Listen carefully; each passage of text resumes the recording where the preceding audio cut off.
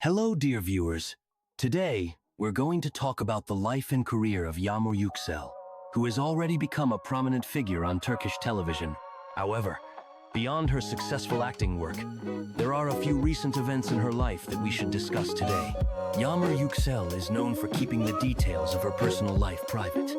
She avoids ambiguous situations and scandals, preferring to stay in the background of her professional work.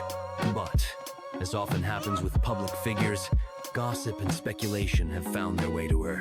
One such topic that attracted attention was the on-screen couple Dilan and Baran from the series Bloodflowers. Fans began to speculate about a possible romantic relationship between the actors off-screen. However, it is known that Baktas, who played Baran, is married, and there has been no official confirmation of a romance with Yagmur. The actress herself has stated that she has not fallen in love yet and hopes to find a fairy tale love. Just like in the series, at the moment, Yagmur is dedicating much of her time to improving her acting skills. And in her free hours, she enjoys spending time with family and friends, listening to music, and reading books. The actress also actively shares moments from her life with her fans through Instagram, where she posts photos with her family, including her mother, father, and sister. These photos show how important her family's support and love are to her.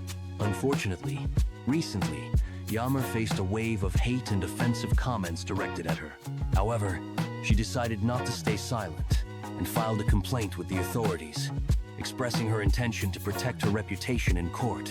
The actress's lawyers stated that several profiles spreading offensive remarks have already been blocked. Following this, Baktas also published a statement, saying that he would also protect his rights against those who publish indecent content about him.